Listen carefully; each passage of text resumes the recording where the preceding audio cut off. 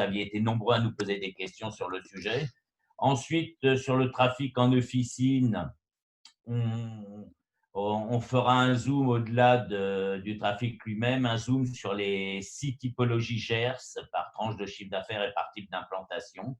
Ensuite, on fera un zoom sur le remboursable avec en particulier ce qu'il s'est passé entre les princeps et les génériques, et ensuite un zoom sur différentes classes thérapeutiques. Ensuite, au niveau de l'automédication, on regardera le top 10 des promesses et des laboratoires. De même pour le self-care et la nutrition, avec un zoom particulier là sur les dispositifs médicaux et également sur la cosmétique. Et enfin, on terminera ce point par l'activité à l'hôpital et en particulier, on a voulu, en plus des données habituelles sur les médicaments de réanimation, faire un zoom sur les produits d'oncologie pour avoir une vision un peu plus large et voir s'il y a un début de reprise ou pas.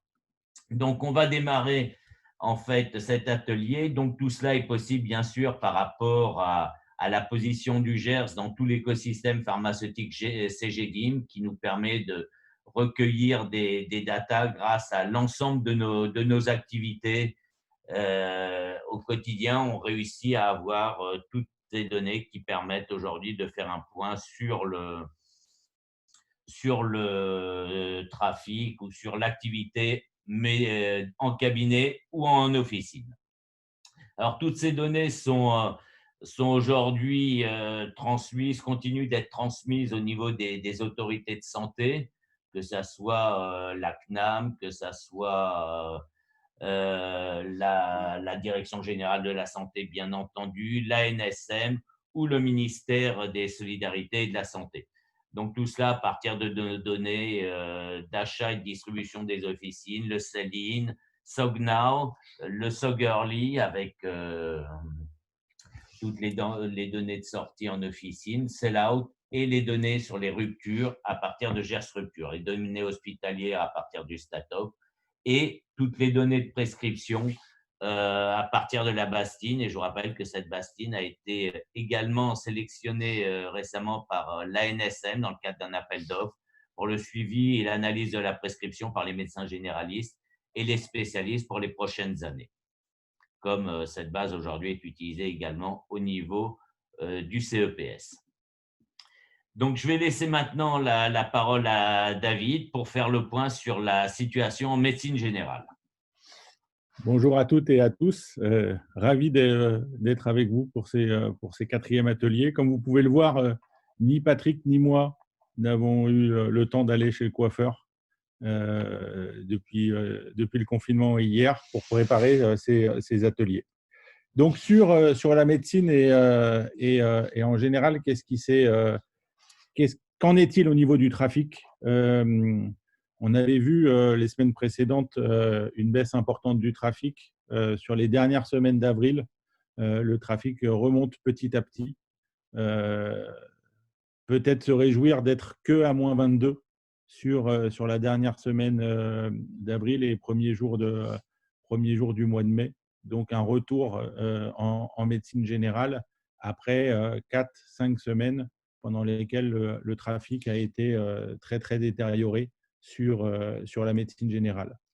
En ce qui concerne les spécialités de ville et les spécialités libérales, on voit effectivement qu'on était descendu très fort sur les semaines 14 et 15 avant les lundis de Pâques, puisqu'on était au-dessus de moins 50, en dessous de moins 50. Nous ne sommes plus, si vous me permettez l'expression, qu'à moins 27 en dernière semaine d'avril, mais avec des fortes disparités selon les spécialités. On en a sélectionné 8 et on voit des parcours et des comportements très différents. Tout de suite après le confinement, les psychiatres, on avait connu une baisse importante sur les semaines 12 et 13, donc les 2 premières semaines de confinement. Et vous pouvez regarder sur la dernière semaine d'avril, le trafic est à moins 7% versus 2019. Et cardiologues, on s'était alerté, entre guillemets, de la baisse du trafic important sur les cardiologues sur les 2 dernières semaines de mars et 2 premières semaines d'avril. Une forte remontée à partir de la semaine 17, puisque en semaine 18, nous sommes plus qu'à moins 16%. Les pneumologues aussi, forte remontée sur la dernière semaine, moins 22. Endocrino, on reste encore chez les diabétos à quasiment moins 30%, comme pour les neurologues.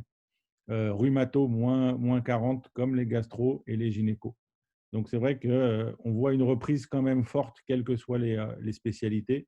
À titre de comparaison, pour que vous le sachiez, sur les flux, à l'hôpital, on est au-dessus de moins 40 et on commence à avoir apparaître des flux de transmission sur les spécialités comme les dentistes, qui a été jusqu'à moins 95% pendant le confinement.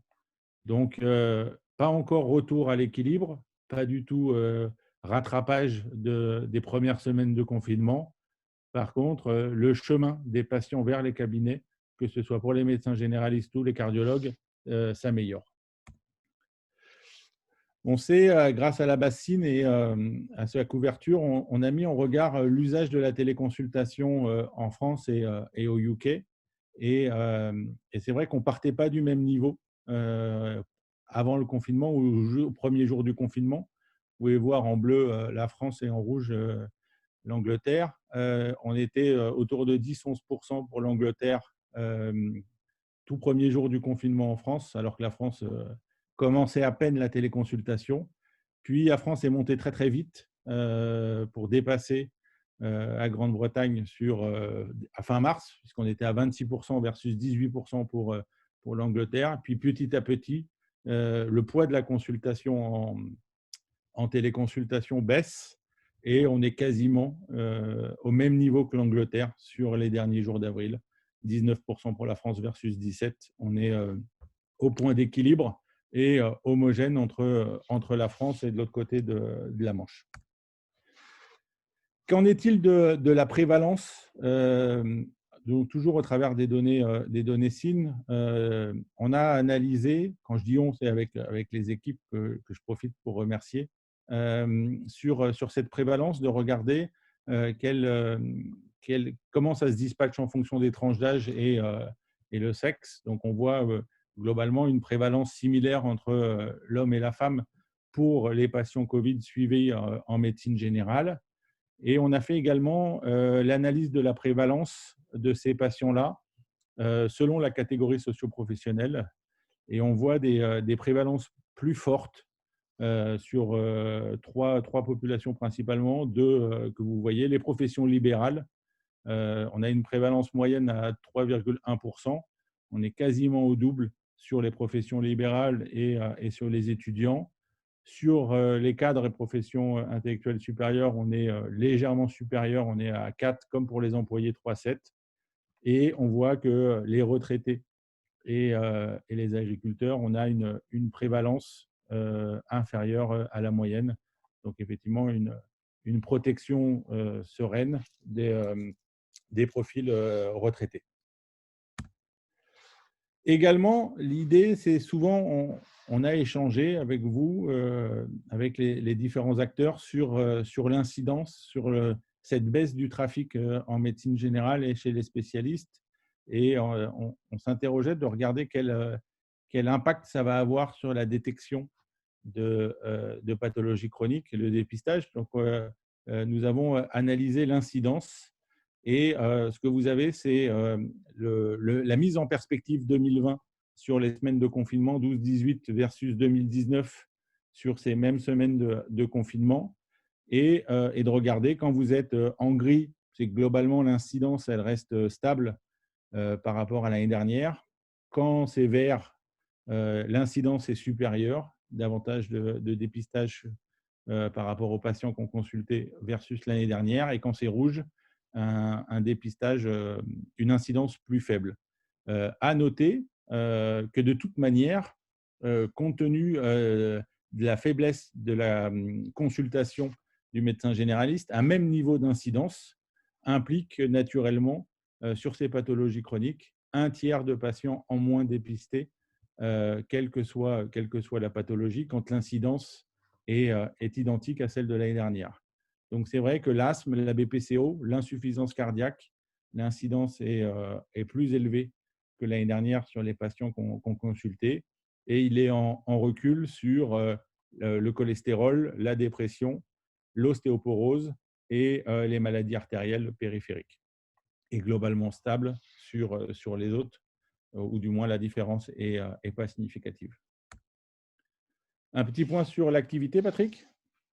Alors, en ce qui concerne l'activité en officine, on constate par rapport aux chiffres qu'on vous présente depuis le démarrage de ces ateliers où vous aviez pu voir la baisse de l'activité. Donc là, vous pouvez le voir à la fois en chiffre d'affaires, la courbe rouge, et à la fois en trafic, la courbe bleue. Donc après une baisse de l'activité dès le démarrage du confinement aux alentours de moins 15, moins 20%, la dernière partie de la courbe est affectée par le lundi de Pâques qui était un peu plus tôt pour cette année 2020, donc c'est les moins 97% d'activité que vous avez le 13 avril avec la reprise le lendemain, donc où il y avait eu une forte augmentation et du trafic et du chiffre d'affaires. Et ensuite, la semaine suivante, où on se compare par rapport au lundi de Pâques de l'année précédente qui, lui, avait été tombé le 20 avril. Donc là, on a effectivement, à l'inverse, une forte augmentation du trafic et du chiffre d'affaires. Ensuite, sur la deuxième partie de la courbe, vous aviez le poids que représentait le 1er mai sur l'activité officinale, avec l'augmentation par rapport à l'an dernier, puisqu'il y a le décalage de l'année bissextile de cette année, et ensuite la baisse, bien sûr, le 1er mai cette année à presque moins 100%. Donc voilà, et une remontée aujourd'hui, une petite tendance peut-être à la remontée. Donc on le voit sur l'évolution du chiffre d'affaires par type de prescription. Donc au global, vous voyez, on avait depuis le début du confinement, après cette montée, un chiffre d'affaires qui se stabilisait autour de moins 15%. On le retrouvait peut-être de façon un peu plus accentuée sur les prescriptions de ville par rapport aux prescriptions hospitalières et au conseil, mais on avait cette stabilité après cette petite remontée en semaine 17, mais qui était liée au phénomène dont on a parlé précédemment. Quand on regarde ce qui s'est passé de façon plus, si on zoome sur les derniers jours, donc jusqu'au 9 mai, il y a effectivement l'impact du 1er mai. Donc en fait, comme on est sur une année bissextile, donc on compare le 29 avril, donc en fait le jour lui-même, donc c'est pas le 29, c'est par rapport au même jour de l'année précédente. Donc, on a cette augmentation qui correspondait au 1er mai de l'an dernier. Et ensuite, cette baisse le 1er mai, donc pour cette année. Et pareil pour le 8 mai. Donc, cette activité. Mais ce qui est surtout à noter par rapport à ça, au-delà de ces pics ou de ces baisses, c'est une activité en moyenne qui a tendance à remonter, qui se situe aujourd'hui aux alentours de moins 3, moins 4%, moins 5% en fonction des jours. Et on peut fortement penser que dès que nous aurons les chiffres post-confinement, donc à partir du 11 mai, on devrait avoir une activité et un trafic qui vont augmenter sur le mois de mai. On ne retrouvera peut-être pas complètement ce qu'on a perdu, mais on peut espérer que les prochains jours vont compenser. Donc, je vais laisser maintenant David vous présenter ce qui s'est passé par segmentation de type de pharmacie.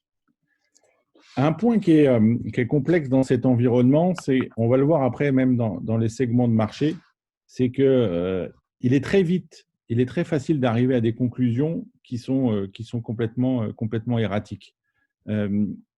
On a, avec les équipes, travaillé sur une segmentation à la fois attitudinale et comportementale des pharmacies, dans lequel je vous fais la version condensée, mais globalement 6 profils de pharmacie sachant qu'il est toujours difficile de donner des noms, avec des officines plus de proximité, des officines plus centrées sur le médicament remboursable qui s'appelle l'éthique, mais au sens accompagnement patient, d'autres plus centrées sur l'opportunisme d'être dans un désert médical qui nécessite une réorientation de son activité et un équilibre entre la prescription et la délivrance sur conseil, des pharmacies plus contemporaines, plutôt dans les grandes villes, qui vont effectivement être centrées sur l'accompagnement patient et les pathologies chroniques très complexes et très coûteuses pour la collectivité.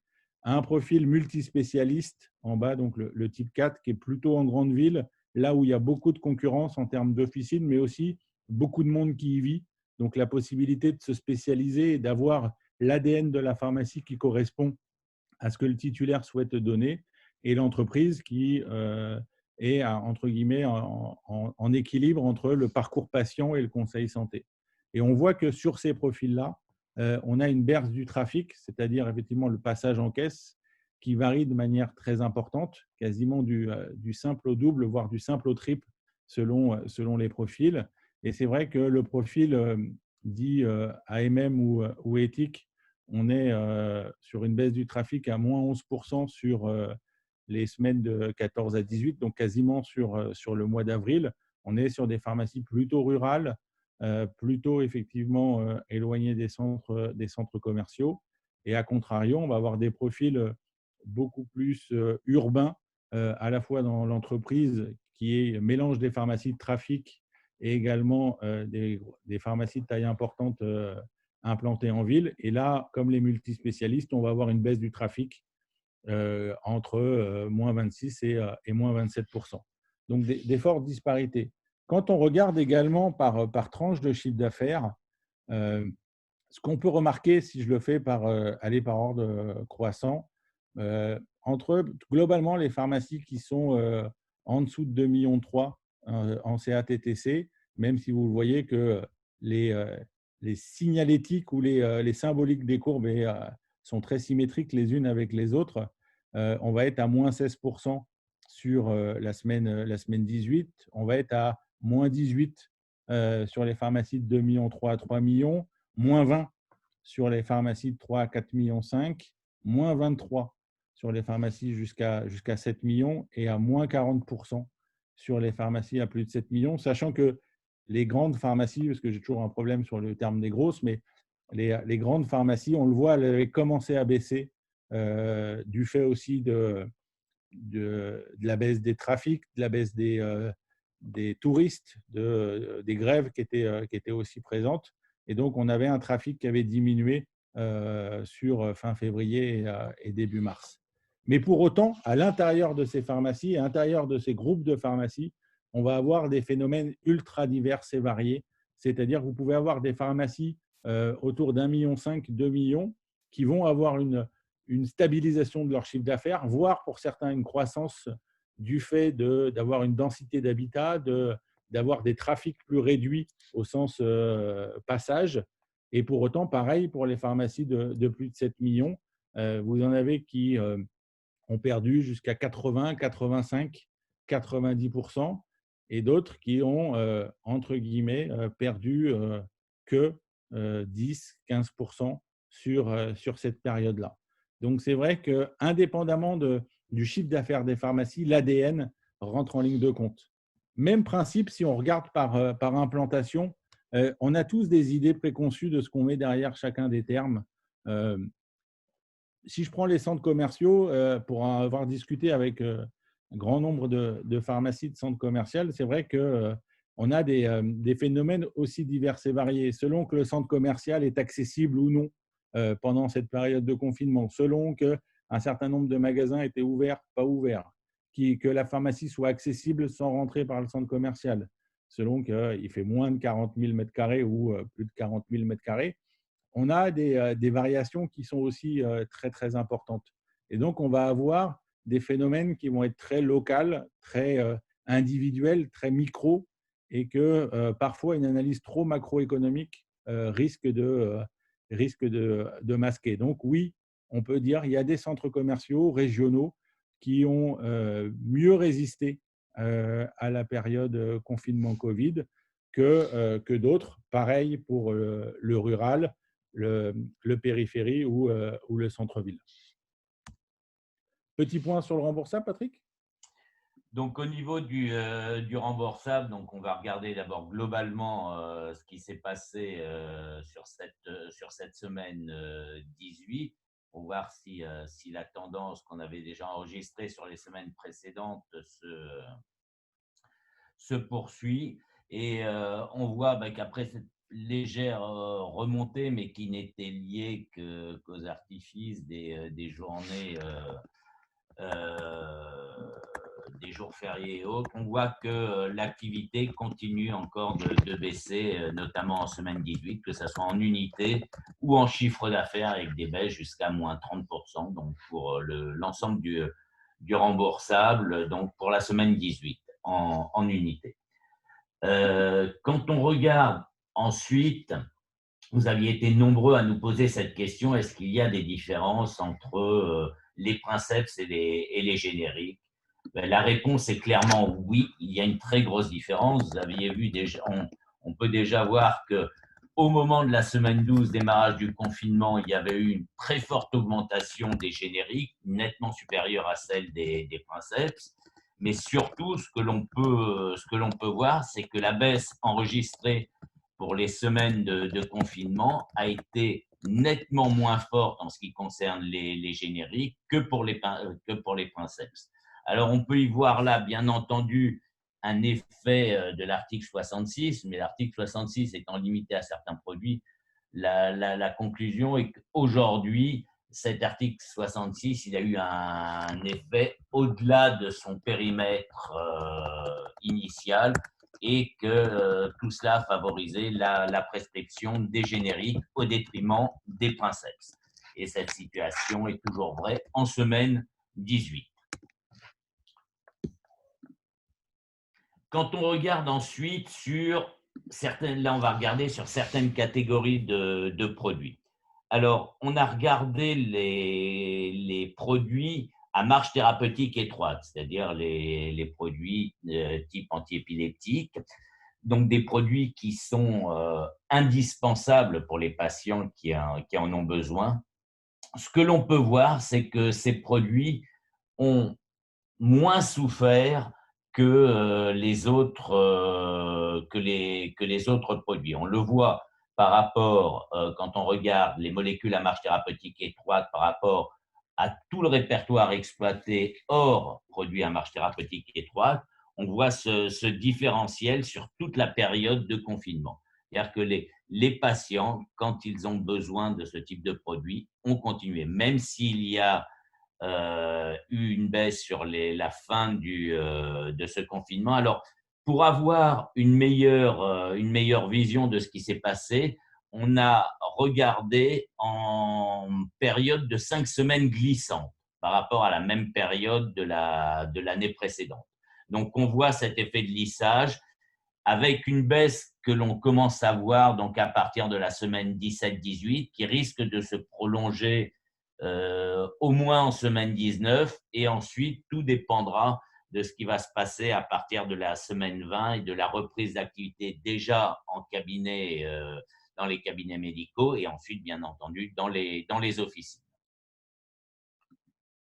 En ce qui concerne les autres classes qu'on a choisi d'étudier aujourd'hui, que ce soit les antidiabétiques, les hypocholestérolémiants, et vous verrez tout à l'heure les autres classes, globalement, toujours en analyse en période de 5 semaines glissantes, on peut voir le même phénomène, c'est-à-dire qu'à partir de la semaine 12, il y a eu cet effet important et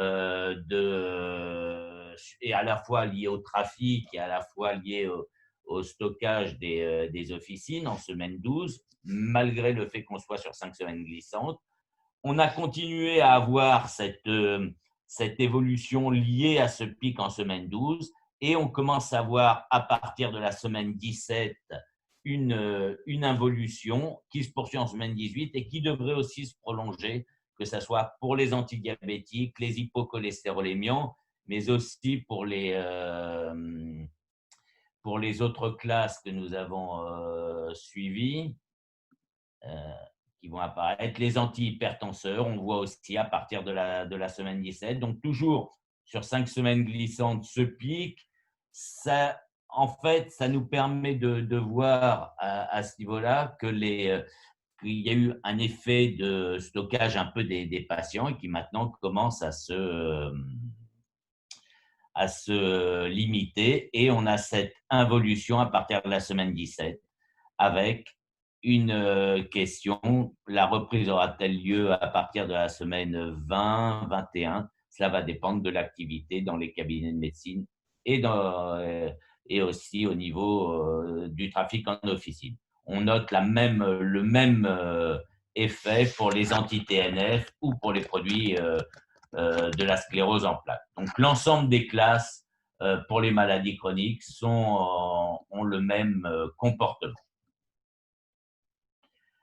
Quand on regarde, on a voulu également faire depuis la semaine dernière un zoom sur le tocilizumab, donc produit dont on a parlé. On voit qu'au niveau des… alors là, on a voulu mélanger sur le même graphe à la fois les ventes hospitalières et les ventes, du moins, les achats hospitaliers et les achats officinaux. On voit que le produit a bénéficié d'une grande communication au démarrage, au moment du confinement et un tout petit peu après, lors de la communication, notamment de la PHP, sur l'intérêt de ce produit. Donc, 2 pics à l'hôpital en semaine 12, en semaine 15.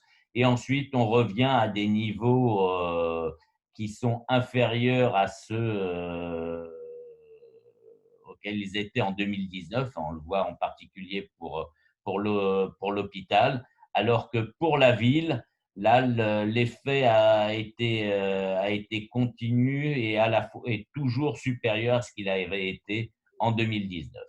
Donc, un effet positif sur l'officine et un effet également positif à l'hôpital sur les achats, mais avec des variations beaucoup plus grandes.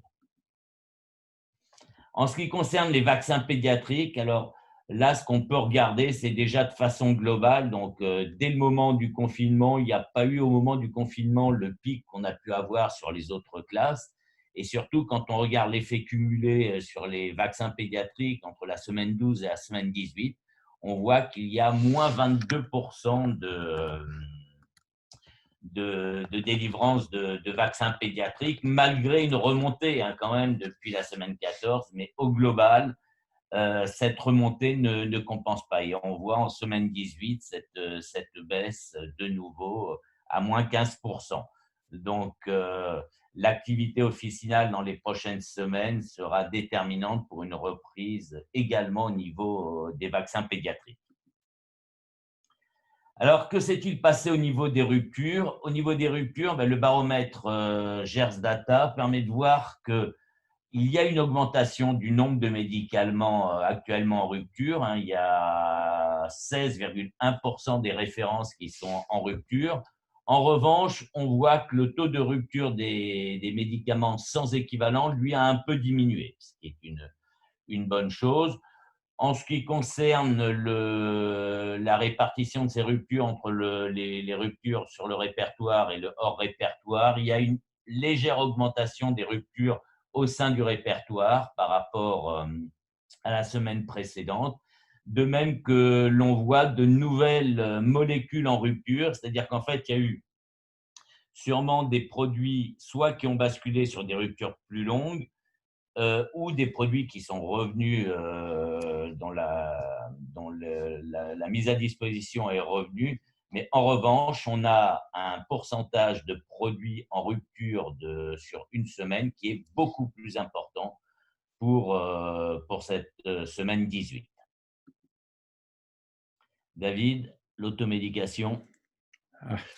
L'automédication, donc tout ce qui va être conseil du pharmacien sur du médicament, qu'il soit de prescription médicale facultative, remboursable ou non.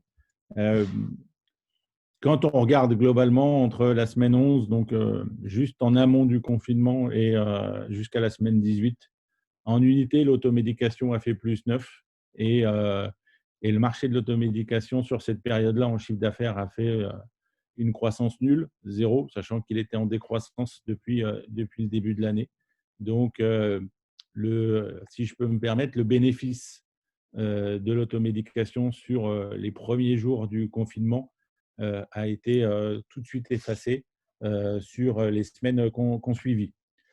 Un tableau dans lequel on a essayé de mettre un peu plus d'informations qu'à l'habitude, où on a analysé le chiffre d'affaires par promesse, donc au travers de la BCB, qui équipe aujourd'hui un peu plus de 8 pharmacies sur 10, et de regarder ce chiffre d'affaires entre la semaine 11 et la semaine 18 sur ces promesses et ces indications, l'évolution qu'il y avait sur le début de l'année par rapport à l'année dernière, l'évolution sur les premières semaines de confinement, donc juste avant le confinement jusqu'à la semaine 15, et ensuite dès lors que l'annonce de la sortie progressive du confinement autour du 11 mai a été annoncée par le président de la République, donc la semaine 16 à 18. Qu'est-ce qu'on remarque? Que douleur et fièvre est le premier contributeur à la croissance de l'automédication. Il était flat sur les premières semaines de l'année. Il y a eu une évolution très importante sur les premières semaines de confinement. Rappelez-vous, on est sur le paracétamol principalement sur ce segment-là, et une décroissance sur les 3 dernières semaines, puisqu'on est à moins 27%. Sur tout ce qui est plaie, qui est aussi mettre en regard des gels hydroalcooliques qui étaient beaucoup en rupture, forte dynamique sur les semaines 11 et 15, et qui reste dynamique sur les dernières semaines du confinement. Il a gagné, il est 3e sur les contributeurs à la croissance. 2 autres segments importants, mal de gorge et tout, très fort en début, quand effectivement on évoquait le sujet du Covid et de l'impact sur la sphère respiratoire. Croissance plus 8, plus 11 pendant le confinement, alors qu'on était en fort recul en amont, et depuis 3 semaines en très fort recul. Et si on regarde sur toute la période du confinement, sur mal de gorge et tout, on est sur quasiment les plus forts contributeurs à la décroissance de l'automédication. Ensuite, la constipation, qui est en recul sur ces dernières semaines et qui était dynamique sur les premières semaines de confinement, comme le tonus vitalité, plus 3 avant, très forte croissance pendant les premières semaines de confinement, encore en croissance sur les dernières semaines avant la reprise de l'activité. Et c'est le 2e contributeur à la croissance pendant la période. Brûlure d'estomac, ulcère, RGO, aussi en croissance depuis le début de l'année et en repli sur les 3 dernières semaines. Le sommeil reste dynamique, ou le besoin de dormir ou de se reposer. L'allergie, forte croissance aussi sur toute la période de confinement. Et tout ce qui est troubles fonctionnels intestinaux, là en fort recul, aussi bien sur les premières semaines de confinement que sur les dernières. On est aussi dans les plus forts contributeurs à la décroissance de l'automédication. Quand on met en perspective le top 10 des laboratoires sur l'automédication, donc 3 informations sur le graphique. La part de marché du laboratoire en abscisse, en bas du graphique. La croissance sur les semaines de confinement, donc 12 à 18 versus l'année dernière. Et la taille de la bulle et le fait qu'elle est pleine ou vide. Pleine, c'est que c'est un contributeur à la croissance de l'automédication, et vide, c'est qu'elle a contribué à la décroissance de l'automédication. Donc, on voit que les 2 premiers contributeurs et les 2, effectivement, laboratoires qui ont le plus été actifs pendant cette période de Covid, ou les 3, c'est Sanofi, UPSA et la Cooper. Ensuite, on va avoir dans des dynamiques moindres et surtout plutôt en décroissance sur la période, les 7 autres laboratoires que vous pouvez voir, avec effectivement certains laboratoires très forts sur l'ibuprofène, notamment je pense à Rekit, qui a fortement reculé sur cette période-là. Sur le self-care et la nutrition, donc, qui intègre en partie l'automédication, mais également tout ce qui va être compléments alimentaires, dispositifs médicaux, aromathérapie et tout ce qui est nutrition, pour se dire toujours sur le conseil du pharmacien quel impact sur l'activité. Donc, un marché globalement à moins 15 sur la période de confinement, de la semaine 14 à la semaine 18. Et quand on regarde le top 10 de ces promesses, alors sur les semaines 16 à 18, pour se dire, ben voilà, dès que le déconfinement a été annoncé, quelles sont les 10 plus fortes promesses sur ces segments-là, et en miroir de ce que c'était sur les premières semaines de confinement. Donc, on voit en gris en bas tout ce qui était mal de gorge, immunité, défense naturelle, tout, huile essentielle qui était fortement dynamique sur cette période-là, et du coup disparaissent du classement sur les trois dernières semaines.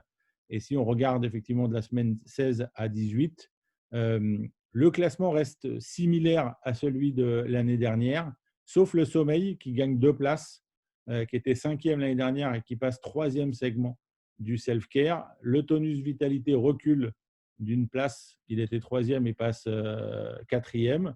Ensuite, on a les brûleurs d'estomac qui ont gagné 2 places par rapport à l'année dernière.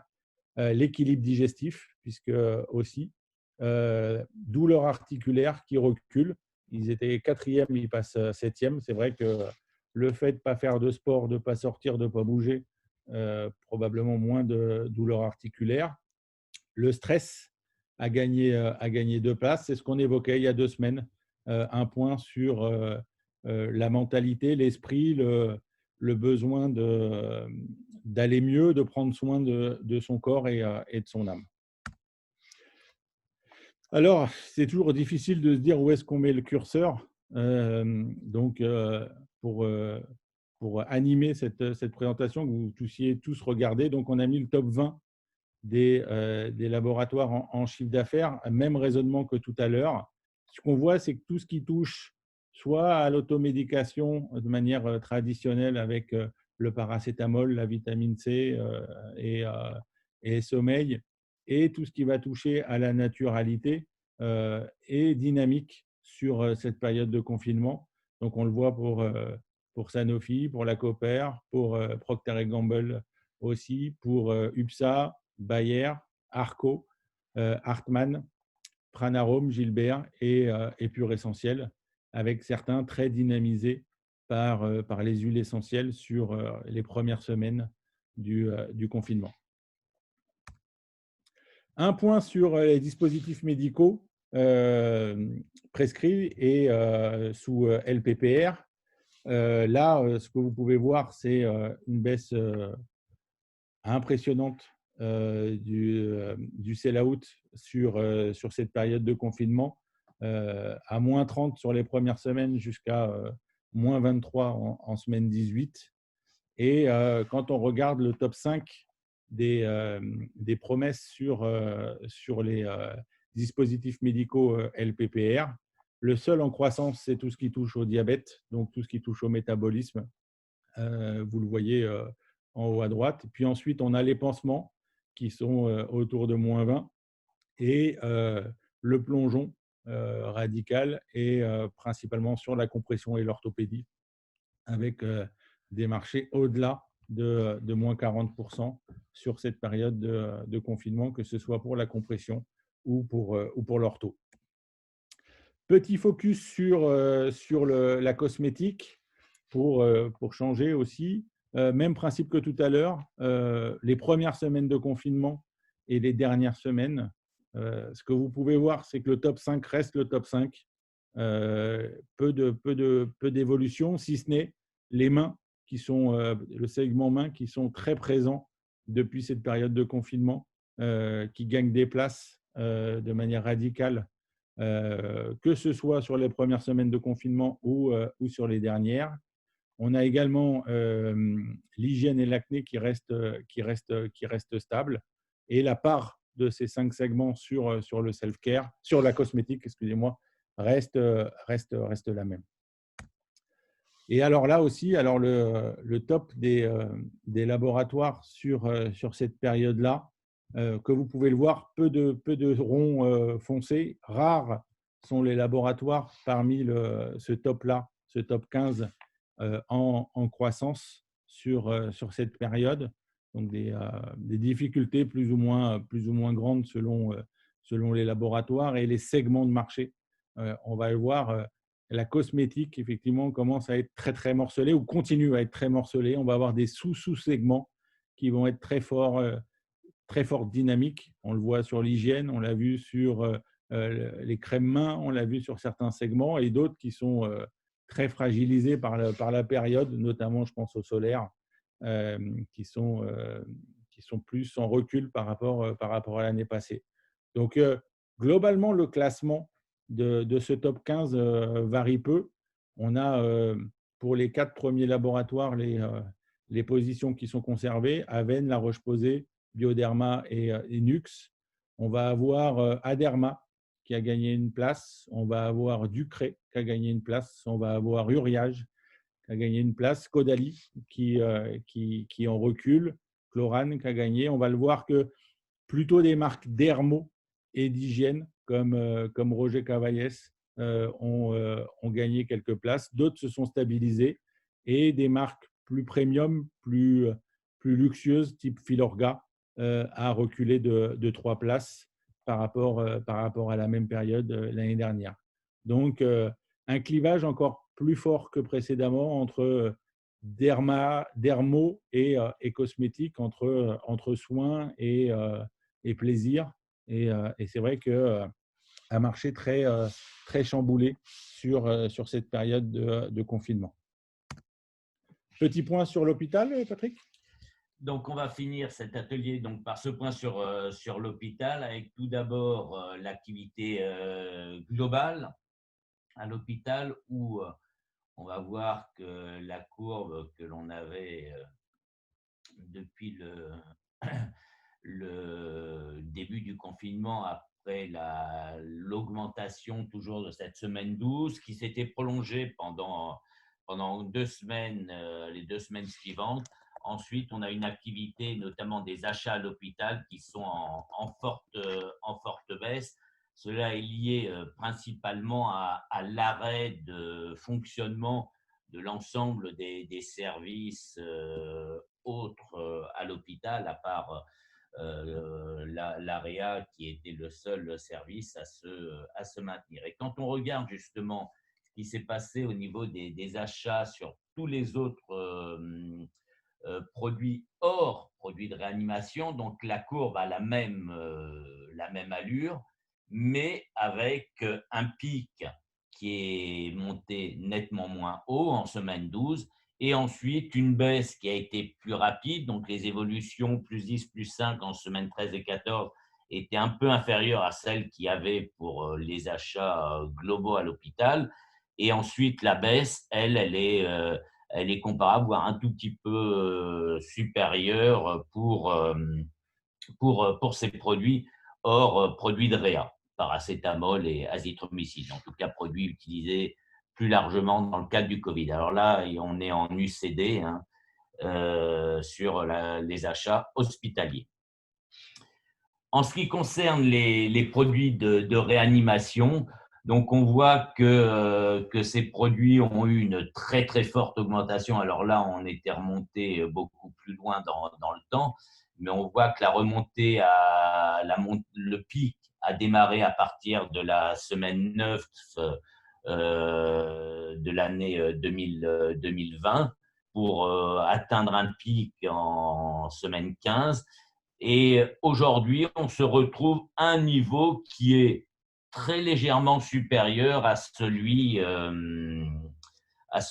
que l'on avait avant l'épidémie de Covid. Alors, que va-t-il se passer sur les semaines à venir ? C'est une question à laquelle il est aujourd'hui un peu difficile de répondre. On va le voir justement grâce à ces quatre schémas. qui sont les achats hospitaliers sur les molécules clés de réanimation. L'atracurium, on voit que l'atracurium baisse beaucoup.